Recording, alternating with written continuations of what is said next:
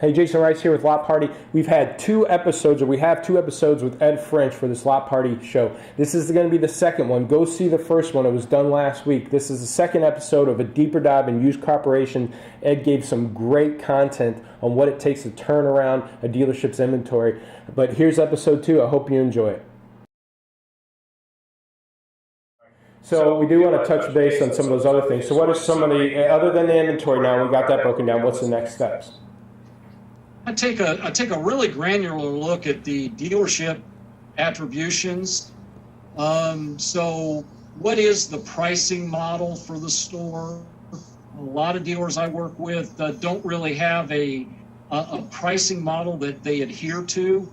It's reactive, not rules based. Yeah.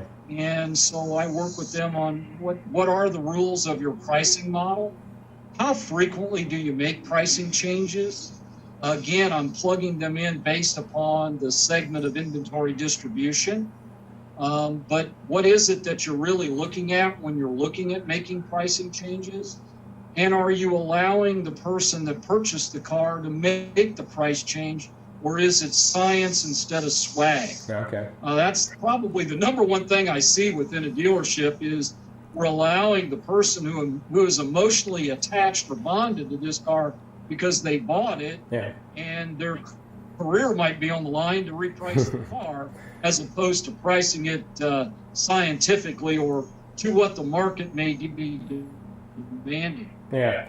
Take a look at inventory health. So go ahead. Well, I was going to say with the pricing part then, digging deeper, I mean, obviously sometimes their pay plans are affected of that too. But obviously you customize it a bit with the dealers because you want to go over that with them and figure out what it is. But what would your suggestion be? How often should a dealer do a price change?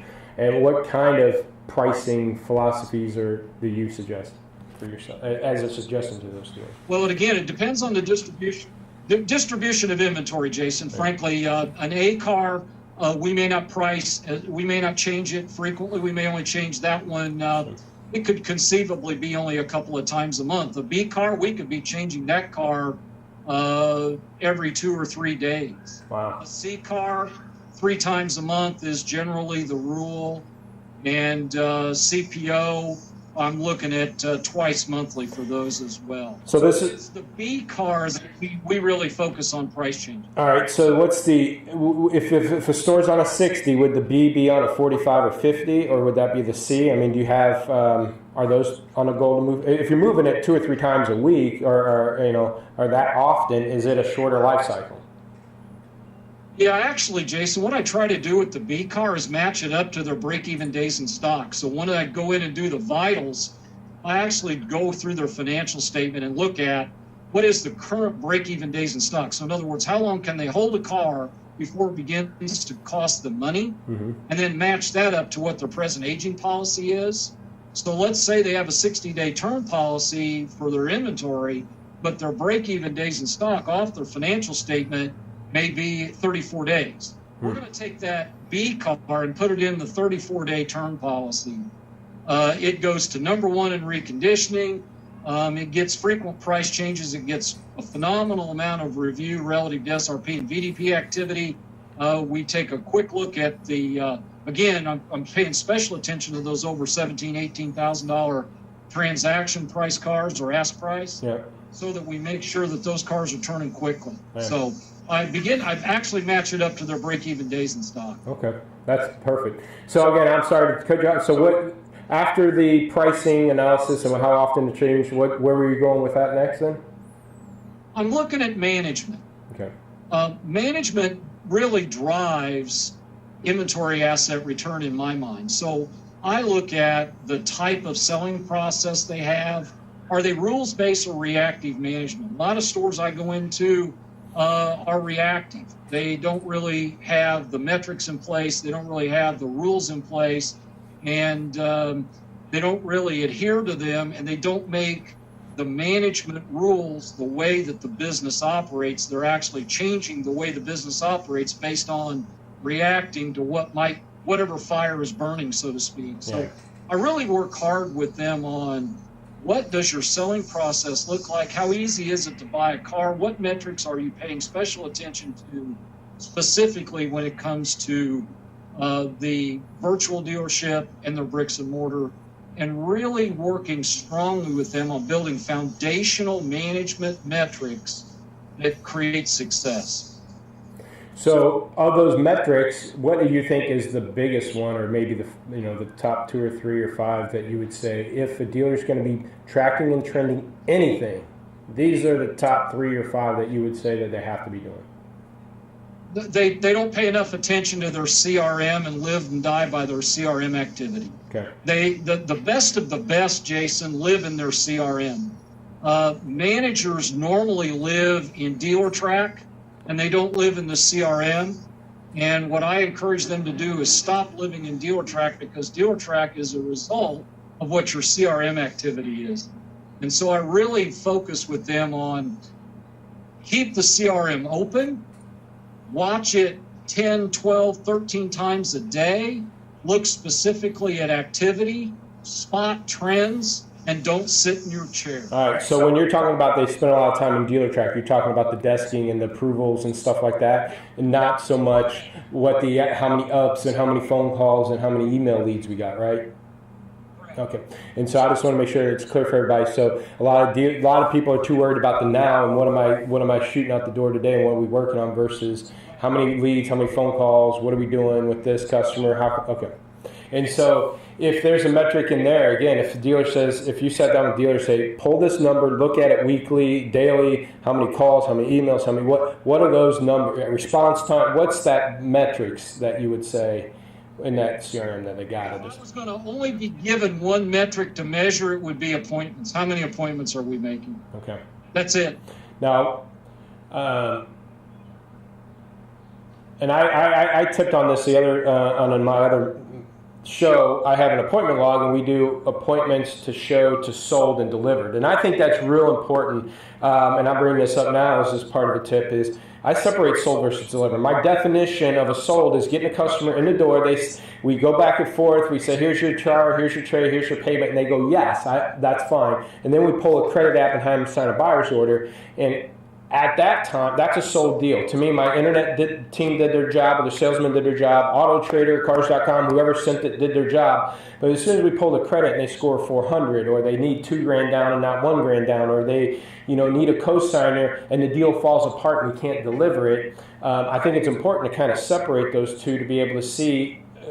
I think because a lot of dealers cancel sites like Auto Trader, Cars.com, CarGurus because they go, man, I'm not setting any appointments, I'm not getting any leads off Auto Trader, might as well get rid of them. I'm like, well, no, I mean, if you just look at sold data, maybe you're selling a lot of them, not just delivering them. If you just go in your CRM and say, hey, I got 10 leads and only sold none or one, that's all your CRM is going to show you. But if you did a sold versus delivered, you might have sold 6 of them and delivered 1. The other 5 fell apart because of credit or down payment and things like that. So I think there's a little bit deeper dive, but appointments is the key. What's another one that you think is the next thing that they should be looking at? Well, appointments and show. I mean, obviously we can make a lot of appointments, but if we're not making them strongly enough so that they show, those are the big 2 in my mind. And I totally agree with your analysis of sold versus delivered. I want everybody on paper. I want to get everybody to say yes, and then we'll sort out the delivered. Well, I went into that because we where I was selling, we had a lot of bad pays, and I was running an internet department, and the GM would come in, hey, your internet department, this guy sucked last month, he only did 8 cars, and I look at it, and he actually sold 15, but we only delivered 8 because the other 7 fell apart. And once they started tracking it and realizing, hey, this lead provider gives us a high percentage of sold, not delivered, now I'm working those leads a different way and setting appointments on approvals instead of on cars and things like that. But one of the things that we do for dealers, because of my internet background, we help them set up internet processes and track and trend things. One of the things I think is huge for them to track is how many calls and emails or activities per lead. So we'll pull out how many outbound calls they do, how many emails they're sending out, and divide that by how many leads that they have. And if the activities per lead is going down, your appointments are going to go down. Okay, why are our appointments down? Well, how many phone calls? Is our calls up or down? Or is our emails up or down? Or is our leads up and down? So as you start opening one thing up, it's like an onion. There's whole other layers to why is our appointments down? Well, how many calls we do? Our calls are down. Well, is our calls down because we have less leads? So like leads to activities to leads, I think is real important for dealers to be looking at, to be able to maintain. That's the hardest part. Like you know it, I see it all the time. You get a dealer to a certain level, but to maintain it is the trick.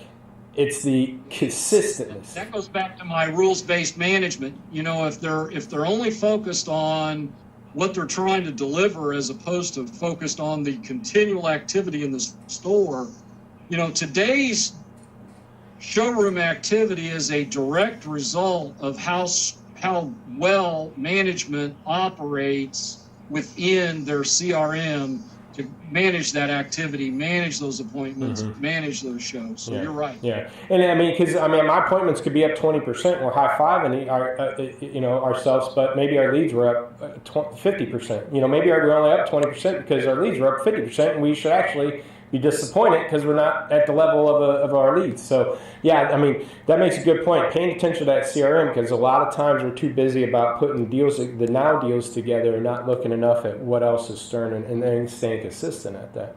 All right, so we're real busy, and then we wake up and don't have any traffic. But what happened was we let go of the CRM and lost our activity. Yeah, well, I watch that, and I see those trends because we pull it every week. And I see when our phone calls are up this week, guess what happens?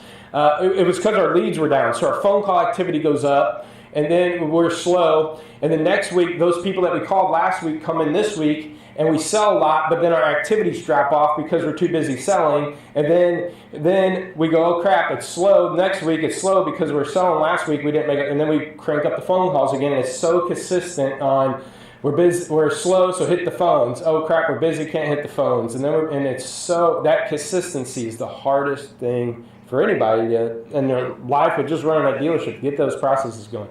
So in a nutshell, again, you said you have 5 things that you focus on. What are those 5 things again to help that dealership take a pricing model? Frequency of pricing changes is 2. Inventory health is 3. ABCs.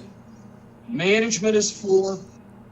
Is it rules-based or reactive? Yep. And then the last one is, what does your virtual presence look like? What is your website? Is it a browsing tool or is it a sales tool?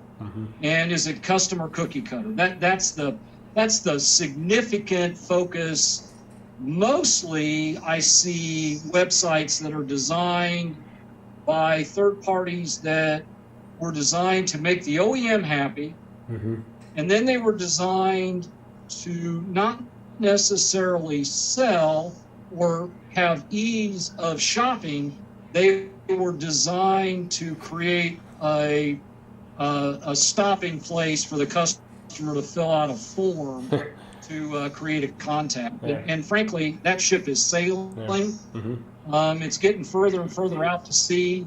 And we as dealers have got to acknowledge that our websites as an industry are way behind many of the other industries where consumers can go and shop, click, put it in a shopping cart, check out, and it ends up at their front door. Now, obviously, we know we probably aren't going to be able to recreate that in our industry, but we are going to have to make it easier to find the data, easier to find information, and easier to communicate when it comes to a dealer's website.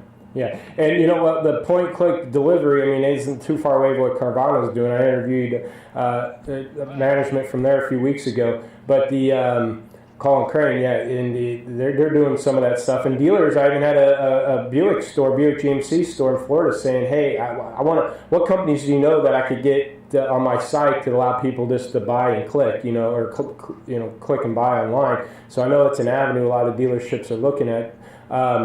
But mobile too, right? A lot of, even if the website's decent, is it layout mobilely? Can customers go through the inventory? How much do you touch on that much with the dealership? Well, obviously mobile is huge. Obviously by 2020, 80% of what we're going to be doing is going to be done on mobile. We work really strongly with dealers creating a terrific responsive mobile strategy. I think that I see our specific offers that can be done on specific vehicles that you offer for sale with price point and payment. And then obviously the transition to the ADA, where you've got, Google has made our mobile strategy, made a significant change with it, and we've got to adjust with the mobile strategies. So as we wrap up here, I imagine there's a lot of managers that are either taking over an inventory, or a lot of managers looking at the current inventory and going, "Oh man, where do I start? This is a mess." If they had the 2 hours a day to focus somewhere, and just said, "Hey, if you just can put your blinders on for the next week and just focus this," what would that one thing be? If somebody's struggling inventory, or they walk in and it's a big mess, age, no policy, nothing, just where do I start to get this thing turned around? I'd start with the pricing model. What is the pricing model? How frequently is it changed? Then I'd secondarily back that up with how healthy is the inventory? Is it where are we relative to present condition of turn? Where are we present condition of age? And does the inventory match the marketplace I'm in? I go to a lot of dealerships and the inventory doesn't match the marketplace that they're in. Okay. They're in Texas and they don't have any trucks, as an example. Yeah. Then I'd focus on what is the management's rules for inventory turn and inventory profitability.